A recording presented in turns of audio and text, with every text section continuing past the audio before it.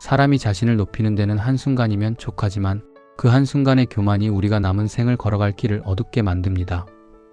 아는 척을 하는 순간 배움의 문은 닫히고 관계의 다리는 끊어지며 마음의 평온은 흐려집니다. 제가 평생을 살아오면서 깨달은 것이 있다면 배움은 아는 것을 드러내는 데서 시작되는 것이 아니라 모르는 것을 인정하는 데서 시작된다는 것입니다. 오늘 저는 여러분께 한평생 글을 읽고 사람을 만나며 깨달은 배움의 진실을 나누고자 합니다. 나이가 들수록 더욱 필요한 이 지혜가 여러분의 마음에 작은 씨앗이 되길 바랍니다. 어느 지역에서 듣고 계신가요? 댓글로 남겨주시고 서로에게 용기가 되는 구독자가 되길 바랍니다. 다산 정약용 선생님의 말씀이 여러분 마음 보따리에 하나씩 채워지길 바라며 구독, 좋아요와 함께 이야기 속으로 안내하겠습니다. 제가 젊은 시절 강진으로 유배를 떠나기 전 한양에서 벼슬을 하던 때가 있었습니다. 그때 저는 경전을 외우고 시를 짓고 정치를 논하며 스스로 많이 안다고 여겼습니다. 학문을 쌓은 사람이라는 자부심이 있었고 남들 앞에서 제 견해를 거침없이 펼쳤습니다. 그러나 유배지에서 18년을 보내며 저는 비로소 깨달았습니다. 제가 그토록 많이 안다고 생각했던 것들이 실은 책 속의 글자였을 뿐 사람의 마음도 세상의 이치도 제대로 이해하지 못했다는 것을 말입니다. 아는 척이라는 것은 참으로 묘한 행동입니다. 우리는 왜 아는 척을 하는 걸까요? 그것은 단순히 무지를 감추려는 것만이 아닙니다. 그 뒤에는 인정받고 싶은 마음, 무시당하지 않으려는 두려움, 나이가 들어서도 쓸모 있는 사람으로 보이고 싶은 욕구가 숨어 있습니다. 특히 환갑을 넘기고 예순을 지나면서 우리는 무의식 중에 이런 생각을 합니다. 이제 나도 늙었는데 젊은이들 앞에서 모른다고 하면 얕보이지 않을까? 평생 살아온 경험이 있는데 이 정도는 알아야 하지 않을까? 하지만 여러분께 여쭙겠습니다. 나이가 들었다는 것이 모든 것을 알아야 한다는 의미입니까? 오래 살았다는 것이 모든 분야에 통달해야 한다는 뜻입니까? 그렇지 않습니다. 오히려 나이가 든다는 것은 세상이 얼마나 넓고 깊은지를 알아가는 과정이어야 합니다. 젊었을 때는 세상이 단순해 보입니다. 흙과 백이 명확하고 옳고 그름이 분명해 보입니다. 하지만 세월이 쌓일수록 우리는 알게 됩니다. 세상에는 회색이 더 많고 모르는 것이 훨씬 많다는 것을 말입니다. 아는 척을 하는 순간 우리는 스스로에게 거짓말을 하는 것입니다. 마음 한편으로는 확신이 없으면서도 입으로는 마치 다 아는 것처럼 말합니다.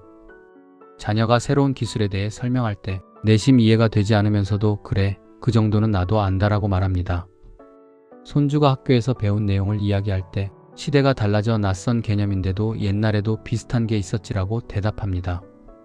친구들과 시국을 논할 때 정확히 알지 못하면서도 단정적으로 의견을 내놓습니다. 이런 작은 행동들이 모여서 무엇이 됩니까? 그것은 우리 자신을 배움으로부터 멀어지게 만듭니다. 한번 아는 척을 하면 그 주제에 대해 다시 배울 기회를 스스로 차단하는 것입니다. 자녀가 다시 설명해 주려 해도 그래, 알았다며 막아버리고 손주가 가르쳐 주려 해도 할아버지가 모를 것 같냐며 방어합니다. 친구가 이건 이렇지 않은가? 라고 물어도 내 생각은 다르다며 대화를 끝냅니다. 제가 유배지에서 목민심서를 저술하면서 깨달은 것이 있습니다. 진정한 목민과는 백성의 말을 듣는 사람이라는 것입니다. 권력이 있고 지위가 높다고 해서 모든 것을 안다고 여기는 관리는 백성을 해칩니다. 마찬가지로 나이가 들고 경험이 쌓였다고 해서 모든 것을 안다고 여기는 어른은 자기 자신과 주변 사람들을 해칩니다. 아는 척은 단순히 개인의 성장을 막는 것을 넘어서 관계를 단절시키고 지혜를 얻을 기회를 놓치게 만들며 결국 우리 마음을 고독하게 만듭니다. 노년기에 이런 경향이 더 강해지는 이유가 있습니다. 젊었을 때는 배우는 것이 당연했습니다. 학교에 다니고 직장에서 훈련받고 선배에게 조언을 구하는 것이 자연스러웠습니다. 하지만 예순을 넘기면서부터는 사회적으로 배우는 위치가 아니라 가르치는 위치에 서게 됩니다. 손주에게는 할아버지, 할머니이고 지역사회에서는 어르신이며 가정에서는 가장 나이 많은 사람입니다. 이런 역할이 주어지면서 우리는 무의식 중에 모른다고 말하는 것을 수치스럽게 여기기 시작합니다. 하지만 이것이야말로 우리가 넘어서야 할 큰 산입니다. 아는 척 한 번이 큰 문제가 되는 이유는 그것이 눈덩이처럼 커지기 때문입니다. 한 번 아는 척을 하면 그 주제가 다시 나왔을 때도 계속 아는 척을 해야 합니다. 거짓이 거짓을 낳고 방어가 방어를 만들어냅니다. 결국 우리는 우리가 만든 가면 속에 갇혀버립니다. 진짜 나는 많은 것을 모르고 궁금해하는데 겉으로 보이는 나는 다 아는 사람이 되어버리는 것입니다.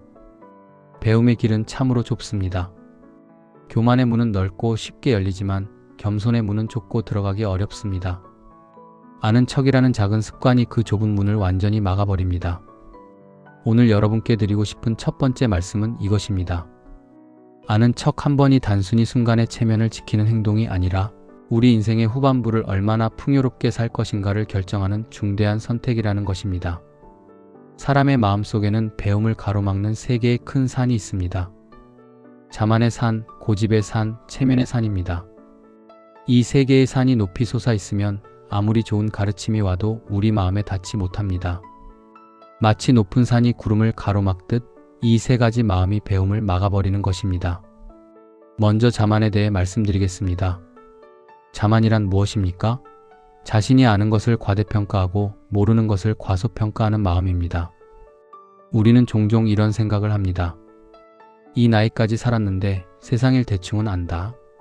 젊은이들이 아는 것쯤이야 내가 다 겪어봤다. 하지만 이것은 착각입니다. 우리가 산 세월은 우리 한 사람의 경험일 뿐입니다. 세상에는 우리가 겪지 못한 일이 무수히 많고 우리가 이해하지 못한 이치가 끝없이 펼쳐져 있습니다. 제가 유배지에서 만난 어느 농부를 기억합니다. 그는 글을 읽지 못했지만 땅의 성질을 읽고 날씨를 예측하며 작물을 키우는 지혜가 있었습니다. 저는 그에게 많은 것을 배웠습니다. 책에서는 배울 수 없는 실제의 지혜를 말입니다. 만약 제가 나는 학자이니 농부에게 배울 것이 없다는 자만을 가졌다면 저는 그 귀한 지혜를 놓쳤을 것입니다. 자만은 우리 눈을 가립니다. 배울 수 있는 것이 눈앞에 있어도 보지 못하게 만듭니다. 나이가 들면 자만이 더 교묘해집니다. 젊은 시절의 자만은 거칠고 명확합니다. 나는 똑똑하다. 나는 잘났다. 하지만 노년의 자만은 경험이라는 옷을 입습니다. 나는 이미 다 겪어봤다. 나는 인생을 안다. 표면적으로는 겸손해 보이지만 실은 더 깊은 자만입니다. 새로운 것을 배우려 하지 않고 변화를 거부하며 옛날이 좋았지. 요즘 것들은 복잡해라며 배움을 멀리합니다. 두 번째는 고집입니다. 고집은 자만의 쌍둥이입니다. 내가 옳다는 확신, 내 방식이 최선이라는 믿음, 내 생각을 바꾸지 않겠다는 완고함. 이것이 바로 고집입니다. 부부가 함께 60년을 살았는데도 서로 이해하지 못하는 이유가 무엇입니까? 각자의 고집이 벽이 되어 서로를 막고 있기 때문입니다. 난 원래 이런 사람이야 라는 말 뒤에는 그러니 난 변하지 않을 거야 라는 고집이 숨어 있습니다. 고집은 세월과 함께 굳어집니다. 나무도 오래되면 단단해지듯 우리 생각도 오래 품으면 돌처럼 굳습니다. 젊었을 때는 그럴 수도 있겠네라고 쉽게 수긍하던 것들도 나이가 들면 아니야, 이게 맞아라며 단정하게 됩니다. 자녀가 새로운 육아 방식으로 손주를 키우면 내가 너를 키울 때는 안 그랬는데라며 자신의 방식을 고집합니다.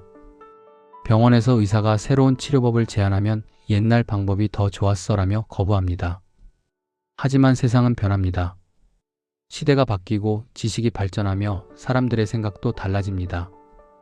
우리만 그 자리에 머물러 있으면 안 됩니다.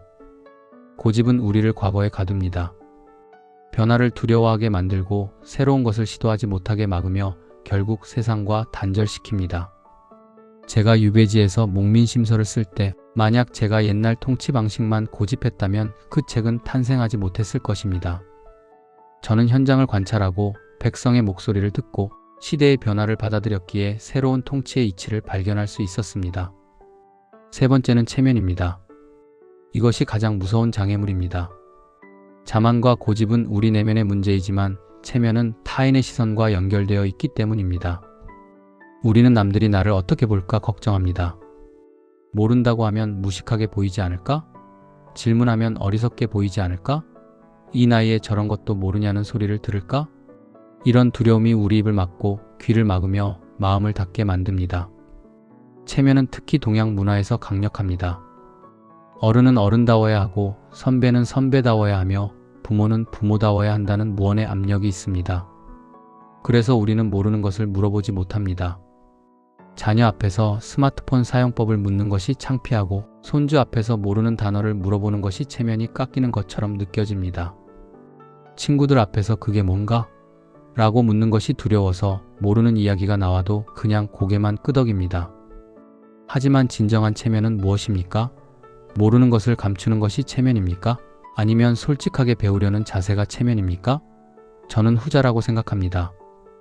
공자께서 말씀하셨습니다. 아는 것을 안다 하고 모르는 것을 모른다 하는 것, 이것이 참된 알민이라.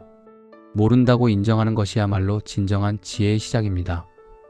체면을 지키려다가 배움을 놓치면 우리는 겉으로는 아는 사람처럼 보이지만 속으로는 점점 더 텅 비어갑니다. 아는 것과 아는 척은 완전히 다릅니다. 아는 것은 실제로 이해하고 경험한 것이지만 아는 척은 그저 그런 것처럼 보이려는 허상입니다. 아는 사람은 더 배우기 위해 질문하지만 아는 척하는 사람은 질문을 두려워합니다. 아는 사람은 틀릴 수 있음을 인정하지만 아는 척하는 사람은 항상 자신이 옳다고 주장합니다. 아는 사람의 마음은 열려 있지만 아는 척하는 사람의 마음은 닫혀 있습니다. 예순을 넘기신 여러분께서 겪으시는 일상을 생각해 봅시다. 자녀가 새로운 보험 상품에 대해 설명할 때 복잡한 내용이 이해되지 않습니다. 하지만 대충 알고 복잡하다고 말하고 서둘러 대화를 끝냅니다. 나중에 혼자 걱정하며 이해하지 못한 내용 때문에 불안해합니다. 복지관에서 새로운 프로그램을 소개하는데 참여 방법을 완전히 이해하지 못했습니다. 하지만 옆 사람에게 묻기 창피해서 그냥 돌아옵니다. 그리고 그 프로그램을 놓칩니다. 손주가 학교에서 배운 과학 원리를 신나게 설명하는데 용어들이 낯설고 내용이 어렵습니다. 하지만 할아버지 때도 비슷한 걸 배웠지라며 대충 넘어갑니다. 손주는 실망하고 다음부터는 할아버지에게 이야기를 꺼내지 않습니다. 이런 순간들이 쌓이면 어떻게 됩니까? 우리는 점점 더 많은 것을 놓치게 됩니다. 정보에서 소외되고 관계에서 멀어지며 세상의 변화에서 뒤처집니다. 그리고 그 모든 것의 시작은 자만, 고집, 체면이라는 세 개의 산입니다. 이 세 산을 넘지 않으면 우리는 우리가 서 있는 자리에서 한 걸음도 나아갈 수 없습니다. 제가 평생을 학문에 정진하며 깨달은 것이 있습니다. 진짜 배움은 책을 많이 읽는 것이 아니라 마음을 바르게 세우는 것에서 시작된다는 것입니다. 아무리 많은 책을 읽어도 마음이 교만하면 그것은 글자를 쌓아놓은 것일 뿐입니다.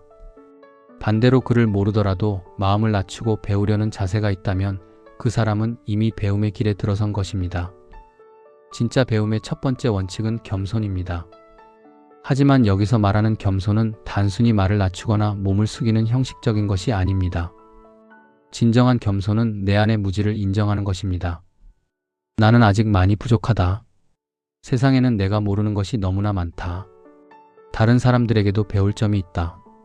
이런 마음가짐을 갖는 것입니다. 자기보다 낮은 사람이라고 무시하거나 직업을 무시해서도 안 됩니다.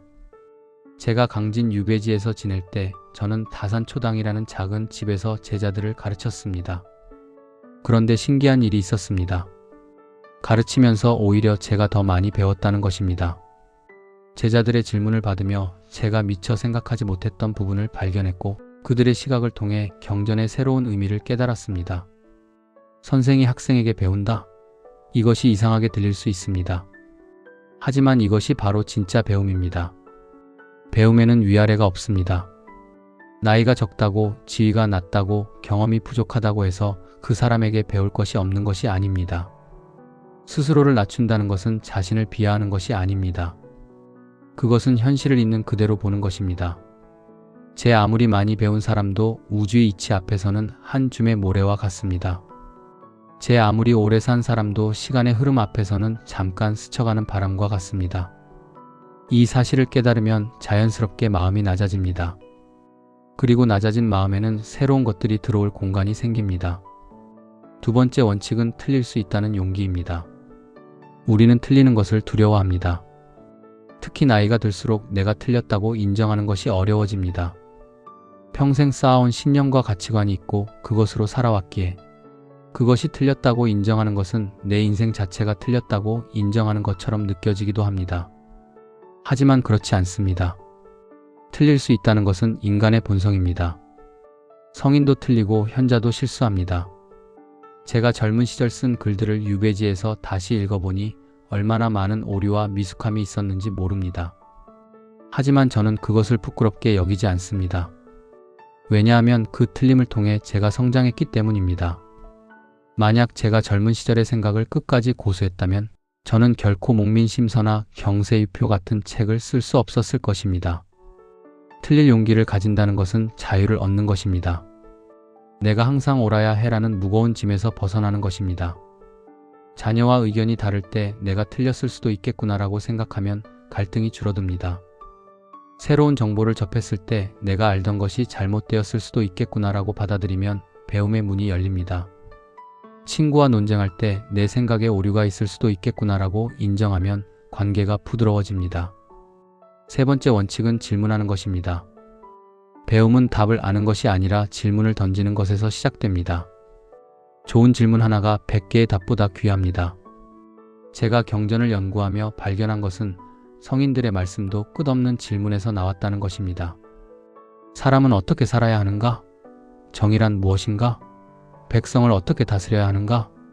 이런 근본적인 질문들이 있었기에 위대한 사상이 탄생할 수 있었습니다. 나이가 들면 질문이 줄어듭니다. 이제 다 알았다는 생각 때문입니다. 하지만 진정한 지혜로운 사람은 나이가 들수록 질문이 많아집니다. 살면 살수록 세상의 신비가 더 크게 느껴지고 모르는 것이 더 많다는 것을 깨닫기 때문입니다. 저 나무는 왜 저렇게 자랄까? 사람들은 왜 저렇게 행동할까? 내 마음은 왜 이렇게 움직일까? 일상의 모든 것이 질문이 대상이 됩니다. 질문하는 것을 두려워하지 마십시오. 이 나이에 이런 걸 물어보면 어떻게 생각할까? 라는 걱정은 내려놓으십시오. 질문은 무지의 표현이 아니라 배움의 시작입니다. 손주에게 물어보십시오. 할아버지에게 무언가 가르쳐 줄 수 있니? 자녀에게 물어보십시오. 요즘 젊은 사람들은 이런 걸 어떻게 생각하니? 친구에게 물어보십시오. 자네는 이 문제를 어떻게 보나? 질문은 대화의 다리를 놓고 배움의 문을 열며 관계를 깊게 만듭니다. 네 번째 원칙은 의심하는 것입니다. 하지만 이것은 불신과는 다릅니다. 건강한 의심은 진리를 찾아가는 도구입니다. 이것이 정말 옳은가? 다른 방법은 없는가? 더 좋은 길은 무엇인가? 이런 의심을 통해 우리는 더 깊은 이해에 도달합니다. 저는 경전을 읽으면서도 끊임없이 의심했습니다. 이 구절의 참뜻은 무엇인가? 주석가들의 해석이 정말 맞는가? 실제 현실에 적용하면 어떻게 되는가? 이런 의심이 있었기에 저만의 해석과 사상을 발전시킬 수 있었습니다. 무비판적으로 받아들이는 것은 배움이 아닙니다. TV에서 나온다고, 신문에 실렸다고, 유명한 사람이 말했다고 무조건 믿는 것은 생각을 포기하는 것입니다. 물론 모든 것을 의심하라는 것은 아닙니다.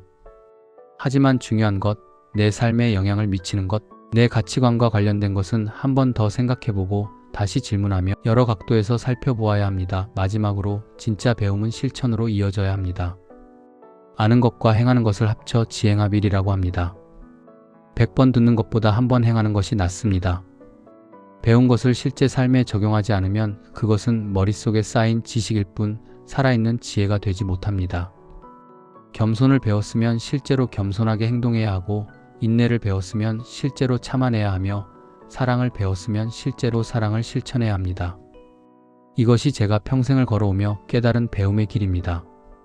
마음을 낮추고 틀릴 수 있음을 인정하며 질문하고 의심하고 실천하는 것.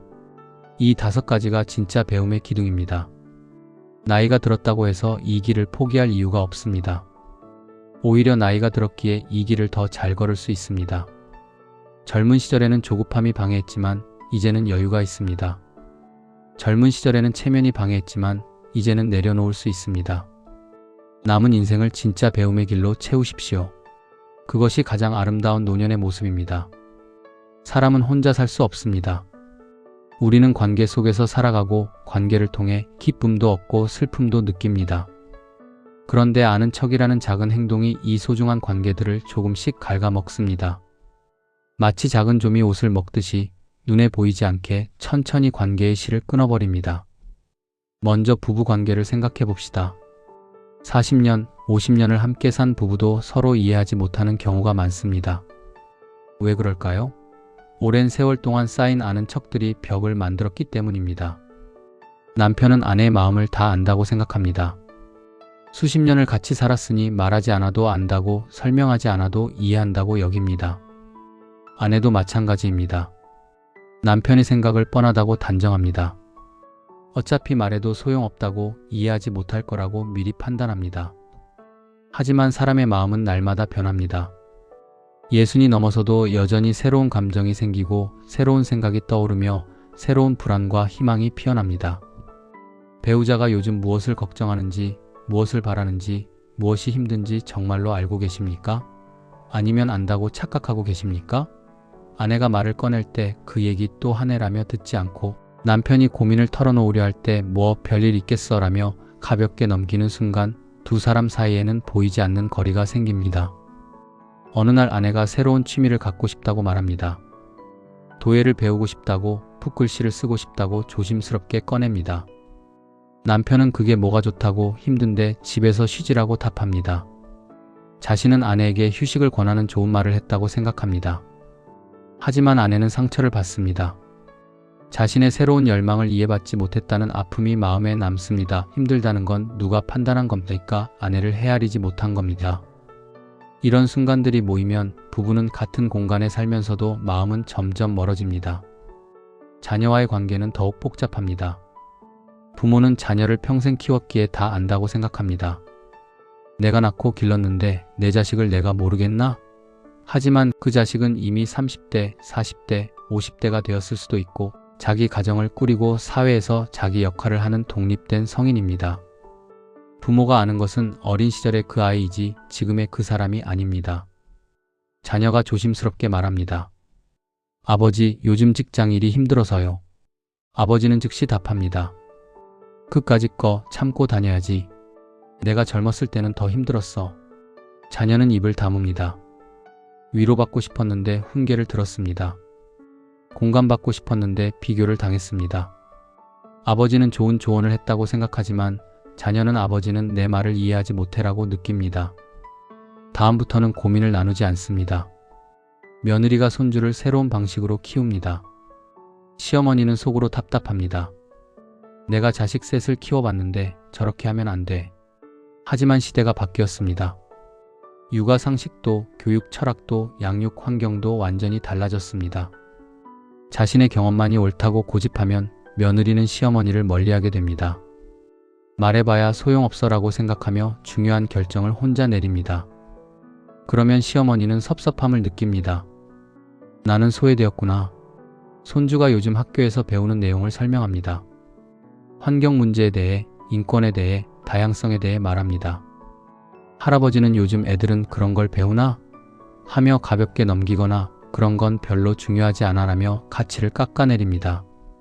손주는 상처받습니다. 자신이 소중하게 여기는 가치가 무시당했다고 느낍니다. 나는 그러지 않는다고 자만하지 마십시오. 거리감이 느껴질 때는 분명 작용한 끈이 있습니다. 세대 차이는 이렇게 벌어집니다. 서로를 이해하려는 노력 없이 다 안다고 생각하는 순간부터 말입니다. 친구 관계도 마찬가지입니다.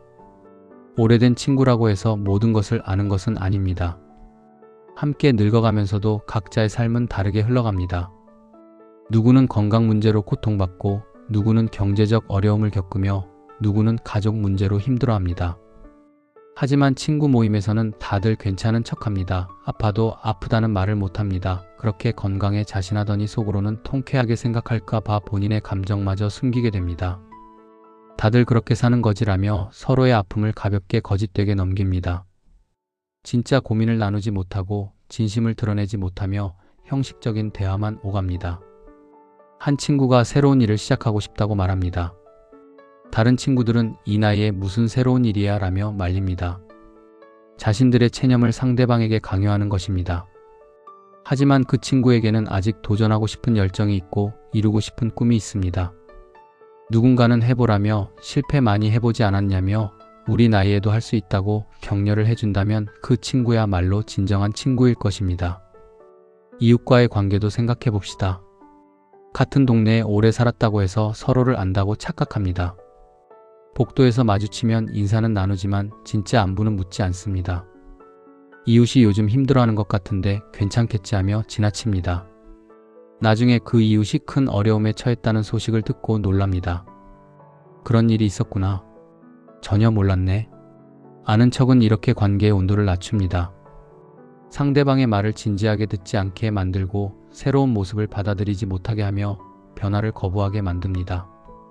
나는 저 사람을 안다는 생각이 나는 더 이상 저 사람을 알려고 하지 않겠다는 태도가 됩니다. 그 순간 관계는 정체되고 서로는 과거에 갇히며 현재의 진짜 모습을 보지 못하게 됩니다. 관계는 살아있는 것입니다. 그러나 너무 피곤한 관계는 오래 끌지 마세요. 내가 숨을 쉬어야 다른 사람의 숨도 보입니다. 관계는 날마다 새로워지고 순간마다 변화하며 끊임없이 성장하거나 쇠퇴합니다. 아는 척을 멈추고 진짜로 알아가려 노력할 때 관계는 다시 따뜻해집니다. 배우자에게 물어보십시오. 요즘 기분이 어때? 고민은 없어? 평소에 살갑지 않았다면 이런 말이 힘들 겁니다. 그럴 때는 그래도 집이 제일 편안해서 좋다라는 한마디만 해주세요. 아, 내가 내 역할을 잘하고 있구나라는 생각이 들 겁니다. 화려하지 않아도 됩니다. 지금이 소중하다는 것을 알려주는 아주 작은 행동일 뿐입니다. 그리고 자녀에게 물어보십시오. 요즘 생활은 어때? 엄마 아빠는 내 편이야. 걱정하지 마. 엄마 아빠가 도울 수 있는 게 있을까? 손주에게 물어보십시오. 할아버지에게 그것 좀 가르쳐 주겠니? 친구에게 물어보십시오. 자네, 요즘 진짜로 어떤가? 이웃에게 물어보십시오. 별일 없으신지요? 혹시 필요한 거 있으세요? 묻는다는 것은 모른다는 것을 인정하는 것입니다. 그리고 그 인정이 관계를 살립니다. 나는 당신을 알고 있다는 교만이 아니라 나는 당신을 알아가고 싶다는 겸손이 진짜 관계를 만듭니다. 아는 척 한 번을 내려놓으면 대신 진심 한 번이 생깁니다. 그 진심이 쌓이면 관계는 다시 가까워지고 마음은 다시 통하며 사랑은 다시 깊어집니다. 사람들은 흔히 이렇게 생각합니다. 이제 나이도 들었으니 편히 쉬면 되지 뭘 더 배워. 하지만 이것은 큰 착각입니다. 배움을 멈추는 순간 우리의 삶도 멈춥니다. 몸은 살아 움직여도 마음은 이미 죽어가는 것입니다. 나무도 성장을 멈추면 서서히 말라가듯이 사람도 배움을 멈추면 서서히 시들어갑니다. 60이 넘었다고 해서 인생이 끝난 것이 아닙니다. 오히려 새로운 장이 시작되는 것입니다. 직장에서 은퇴했다면 이제 자신을 위한 시간이 생긴 것이고, 자녀가 독립했다면 이제 자유를 얻은 것이며, 의무가 줄었다면 이제 선택할 수 있는 여유가 생긴 것입니다. 이 시간을 어떻게 쓰느냐에 따라 노년의 질이 완전히 달라집니다. 저는 51세에 유배를 떠났습니다. 많은 사람들이 그 나이면 인생이 끝났다고 생각했습니다. 실제로 저도 처음에는 절망했습니다. 모든 것을 잃었고 앞날이 막막했으며 언제 돌아갈 수 있을지도 몰랐습니다. 하지만 저는 유배지에서 배움을 멈추지 않았습니다. 오히려 더 열심히 공부했고 더 많이 관찰했으며 더 깊이 사색했습니다. 그 결과 목민심서, 경세일표, 흠음신서 같은 책들이 탄생했습니다. 만약 제가 이제 다 끝났어 라고 생각하며 배움을 포기했다면 이런 업적은 남기지 못했을 것입니다. 배움은 나이를 가리지 않습니다. 80세에 시작해도 늦지 않고 90세에 배워도 의미가 있습니다. 중요한 것은 시작하는 나이가 아니라 배우려는 마음입니다. 제가 아는 어느 노인은 70세에 한글을 배우기 시작했습니다. 평생 글을 몰랐지만 손주에게 편지를 쓰고 싶어서 공부를 시작했습니다. 처음에는 어려웠지만 조금씩 배워나가며 마침내 손주에게 편지를 쓸 수 있게 되었습니다. 그 노인의 얼굴에 피어난 기쁨과 자부심을 저는 잊을 수 없습니다. 배워야 삶이 가벼워집니다. 이것은 역설적으로 들릴 수 있습니다. 배운다는 것은 노력이 필요하고 에너지가 드는 일인데 어떻게 가벼워질 수 있을까요? 하지만 이것은 진실입니다. 새로운 것을 배우면 우리 뇌가 활성화됩니다. 호기심이 생기고 흥미가 생기며 삶의 활력이 돕니다. 매일 같은 일상을 반복하는 것보다 새로운 것을 배우며 변화를 경험하는 것이 훨씬 더 생동감 있는 삶입니다. 배움은 또한 우울을 막아줍니다. 노년기에 많은 분들이 우울증을 겪습니다. 할 일이 없고 목적이 없으며 기대할 것이 없다는 공허함 때문입니다. 하지만 배우는 사람은 다릅니다. 오늘 배운 것을 내일 더 깊이 이해하고 싶고 이번 주에 시작한 것을 다음 주에 완성하고 싶으며 이 분야를 마스터하면 저 분야도 도전해보고 싶습니다. 이런 기대와 목표가 있으면 삶이 앞으로 나아갑니다. 정약용식 성장 철학은 수기치인에서 시작됩니다. 수기는 자신을 닦는 것이고 치인은 남을 다스리는 것입니다. 하지만 노년에는 치인보다 수기가 더 중요합니다. 이제 남을 다스릴 책임은 내려놓았으니 자신을 닦는 일에 집중할 때입니다. 자신을 닦는다는 것은 무엇입니까? 마음을 평온하게 하고 욕심을 줄이며 지혜를 키우고 덕을 쌓는 것입니다. 이것은 거창한 일이 아닙니다. 매일 조금씩 실천할 수 있는 것들입니다. 아침에 일어나 고요히 앉아 호흡을 가다듬으며 마음을 정돈하는 것, 책을 한 줄이라도 읽으며 생각을 넓히는 것, 산책하며 자연을 관찰하고 생명의 신비를 느끼는 것, 이웃과 따뜻한 말을 나누며 관계를 돈독히 하는 것.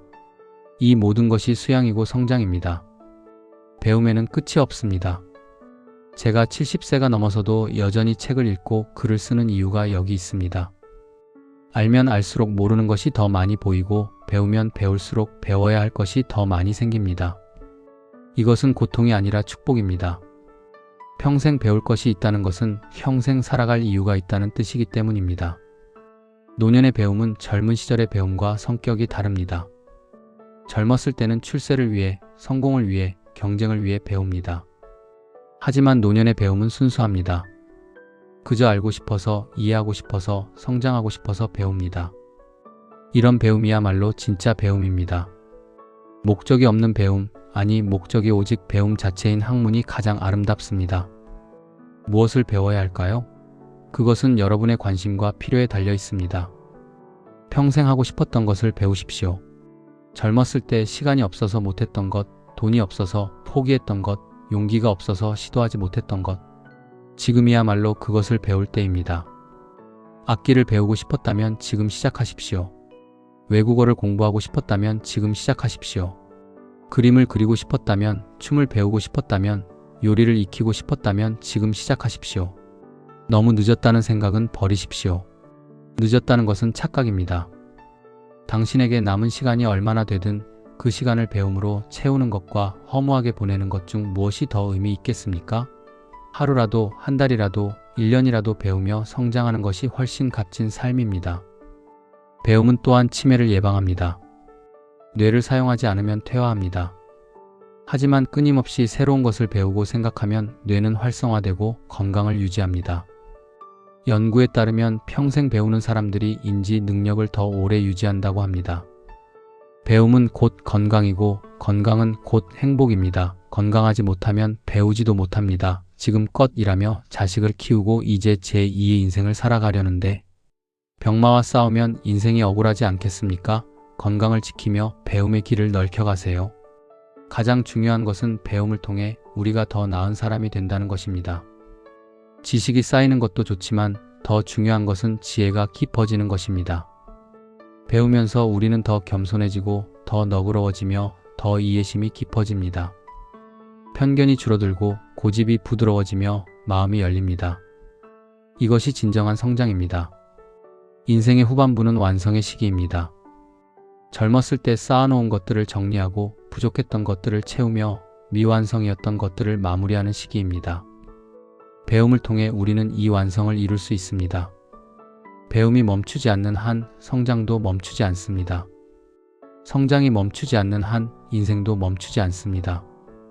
마지막 숨을 거두는 그 순간까지 배우고 성장하는 사람, 그것이 진정으로 살아있는 사람입니다. 질문은 용기입니다. 특히 나이가 들어서 질문을 한다는 것은 큰 용기가 필요한 일입니다. 우리는 평생 답하는 위치에 있었기 때문입니다. 자녀에게 답을 주고 후배에게 조언을 하고 사회에서 의견을 제시하는 역할을 해왔습니다. 그런데 이제 와서 질문을 한다는 것은 그 모든 역할을 내려놓는 일입니다. 하지만 질문을 시작하는 순간 놀라운 일들이 일어납니다. 제가 유배지에서 경험한 것이 바로 그것입니다. 저는 그곳 백성들에게 많은 것을 물었습니다. 농사는 어떻게 짓는지, 물고기는 어떻게 잡는지, 날씨는 어떻게 예측하는지. 처음에는 백성들이 놀랐습니다. 양반이 선비가 자신들에게 묻다니. 하지만 제가 진심으로 배우려는 자세를 보이자 그들은 마음을 열고 자신들의 지혜를 나누어 주었습니다. 그리고 저는 깨달았습니다. 질문은 단지 정보를 얻는 수단이 아니라 관계를 만드는 달이라는 것을요. 제가 묻자 그들은 답했고 그들이 답하자 저는 경청했으며 제가 경청하자 그들은 더 많은 이야기를 나누었습니다. 이렇게 해서 저는 단순한 관찰자가 아니라 그 공동체의 일원이 될 수 있었습니다. 손주에게 물어보십시오. 할아버지에게 스마트폰 사용법 좀 가르쳐 주겠니? 처음에는 어색할 수 있습니다. 손주가 할아버지에게 가르친다? 하지만 그 순간 무언가 아름다운 일이 일어납니다. 손주는 자신이 유용한 사람이라는 것을 느낍니다. 할아버지를 도울 수 있다는 자부심을 갖습니다. 그리고 가르치는 과정에서 할아버지와 시간을 보내며 대화하고 웃습니다. 그 시간은 둘 모두에게 소중한 추억이 됩니다. 자녀에게 물어보십시오. 요즘 젊은 사람들은 이런 상황에서 어떻게 생각하니? 자녀는 놀라면서도 기뻐할 것입니다. 부모가 자신의 의견을 존중한다는 것을, 자신을 동등한 어른으로 대한다는 것을 느끼기 때문입니다. 그리고 열심히 설명할 것입니다. 자신의 생각을, 시대의 변화를, 새로운 가치관을. 그 대화를 통해 여러분은 세상의 변화를 이해하게 되고 자녀는 부모의 개방성에 감동받게 됩니다. 배우자에게 물어보십시오. 당신은 요즘 어때? 진짜로. 형식적인 질문이 아니라 진심으로 묻는 것입니다. 수십 년을 함께 살았지만 어쩌면 정말 깊은 대화는 오랫동안 하지 않았을 수도 있습니다. 진짜 감정을, 진짜 바람을, 진짜 걱정을 나누지 않았을 수 있습니다. 질문을 던지면 대화가 시작되고 대화가 시작되면 이해가 깊어지며 이해가 깊어지면 사랑이 다시 자랍니다. 친구에게 물어보십시오. 자네가 요즘 즐기는 것이 뭔가? 우리는 종종 친구를 과거에 가둡니다. 20년 전, 30년 전에 그 사람으로만 기억합니다. 하지만 사람은 변합니다. 새로운 취미가 생기고 새로운 관심사가 생기며 새로운 꿈이 생깁니다. 질문을 통해 우리는 친구의 현재를 알게 되고 그를 새롭게 발견하며 관계가 다시 생생해집니다. 묻는 것이 왜 기적일까요?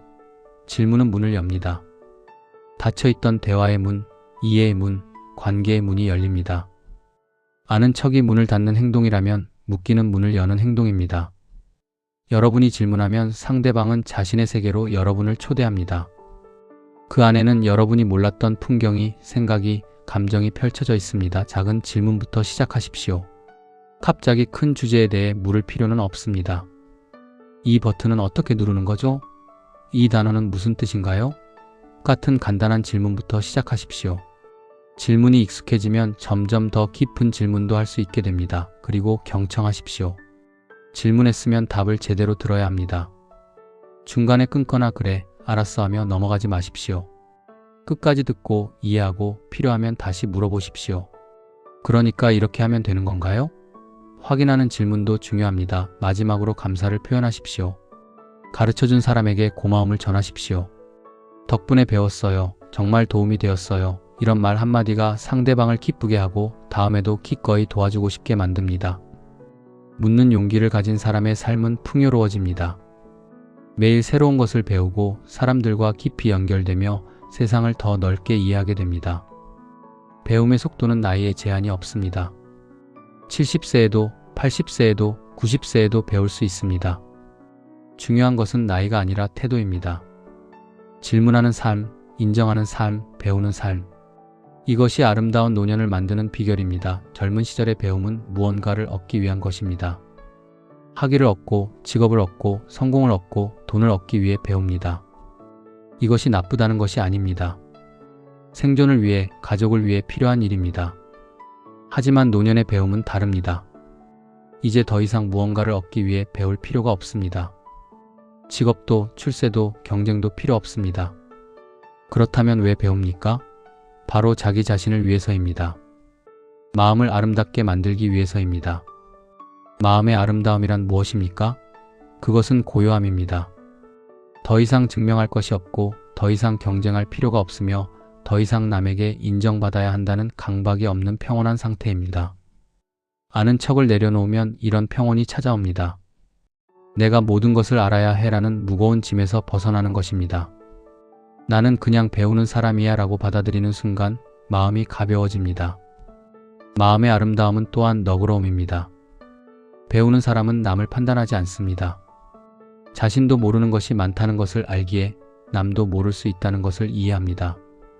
자신도 틀릴 수 있다는 것을 알기에 남의 실수도 용서할 수 있습니다. 이런 너그러움이 쌓이면 관계가 부드러워지고 삶이 평화로워집니다. 마음의 아름다움은 호기심이기도 합니다. 어린아이처럼 세상을 신기하게 바라보는 눈입니다. 나이가 들면 많은 것이 익숙해지고 당연하게 느껴집니다. 아침에 해가 뜨는 것도, 꽃이 피는 것도, 사람들이 웃는 것도 당연합니다. 하지만 배우는 마음은 이 모든 것을 새롭게 봅니다. 저 꽃은 왜 저런 색일까?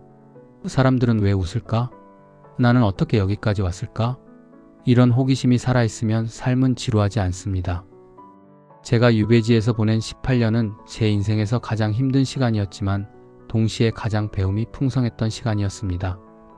모든 것을 잃었기에 오히려 자유로웠습니다. 지켜야 할 체면도 유지해야 할 권위도 없었습니다. 그저 한 사람의 학생으로서 세상을 배웠습니다. 백성들에게 배우고, 자연에게 배우고, 침묵에게 배우고, 고독에게 배웠습니다. 그리고 깨달았습니다. 진정한 품격은 많이 아는 데서 오는 것이 아니라 끊임없이 배우려는 자세에서 온다는 것을요. 진정한 지혜는 모든 답을 가진 것이 아니라 올바른 질문을 던질 줄 아는 것이라는 것을요. 진정한 어른은 완벽한 사람이 아니라 자신의 불완전함을 받아들이고 계속 성장하려는 사람이라는 것을요. 노년의 품격은 바로 여기서 나옵니다. 80세 노인이 젊은이에게 나도 그건 모르는데 가르쳐 주겠나? 라고 말할 수 있는 용기, 평생을 살아왔지만 여전히 배울 것이 많다고 겸손하게 말할 수 있는 자세, 자신의 생각이 틀릴 수 있다고 인정할 수 있는 유연함. 이것이 진정한 품격입니다. 이런 노인을 보면 사람들은 존경합니다. 나이 때문이 아니라 그 사람의 태도 때문에 존경하는 것입니다. 배움은 우리를 겸손하게 만들지만 동시에 자유롭게도 만듭니다. 내가 모든 것을 알아야 해라는 강박에서 벗어나면 우리는 진짜로 자유로워집니다. 틀려도 괜찮고 모르는 것이 있어도 괜찮으며 완벽하지 않아도 괜찮습니다. 이 자유로움 속에서 우리는 진짜 자신이 될 수 있습니다.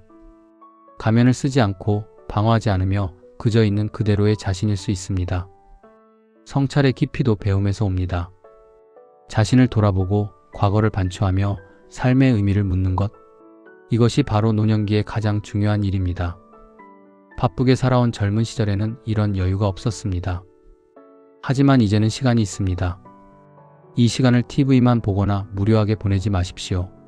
깊이 생각하고 진지하게 성찰하며 자신의 삶을 정리하는 시간으로 사용하십시오. 내가 지금까지 어떻게 살아왔는가? 내가 소중하게 여긴 것들은 무엇이었는가? 내가 후회하는 것은 무엇인가? 앞으로 남은 시간을 어떻게 살 것인가? 이런 질문들에 답하다 보면 우리는 더 명확한 사람이 됩니다. 대신 즐기십시오. 강박이 아니라 그 시간을 즐기며 오늘 모르면 내일 알면 되지. 대신 포기는 하지 말자. 무엇이 중요하고 무엇이 중요하지 않은지, 무엇을 붙잡고 무엇을 놓아야 하는지 알게 됩니다. 정약용 철학의 핵심은 경세치용, 즉 세상을 경영하고 쓸모있게 한다는 것입니다.